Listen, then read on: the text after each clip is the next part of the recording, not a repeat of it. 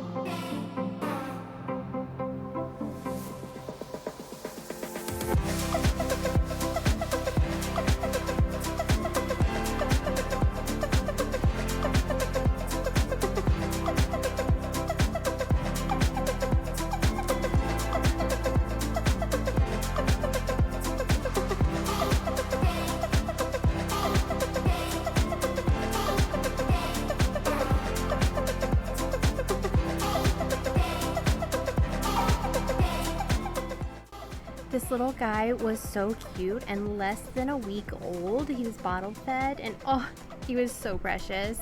And by the end of the day, he had worn himself out.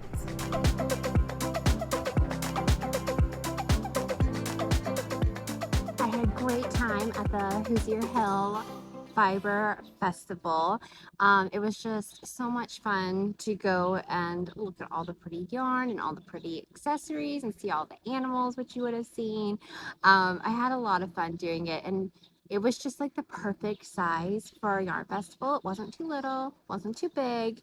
There was 3 large buildings that were full of vendors, and it wasn't too overwhelming. Like, it was a pretty good size of, you could pick and choose kind of what your favorites were and things. I was definitely tempted by a couple of yarns. I took some photos of some yarns to maybe think about and get in the future possibly, but what was it? I can't remember. Something in ash. You will have just seen it, but that one, oh, her color palette was, I loved it so much. Um, there were beautiful, beautiful colors and so soft. Yeah, that one was really, really tempting. And then there was also another one, I'll put the photo on here, that was also extremely tempting. Like, I almost bought it.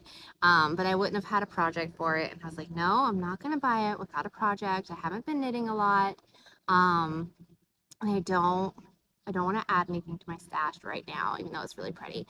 So I just stuck to accessories. The first place I went was the Yarn Adventure Truck, which I was so happy to see them because I had finally got to go inside and meet them about a month ago. I think it was actually, might have been a month ago today. This is the day after that I saw them on our road trip up from New Mexico to Indiana.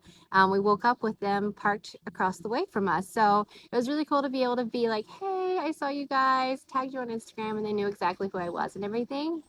So that was really neat to be able to go there. And that's where I spent majority of my money. Everything was bought there except for one thing.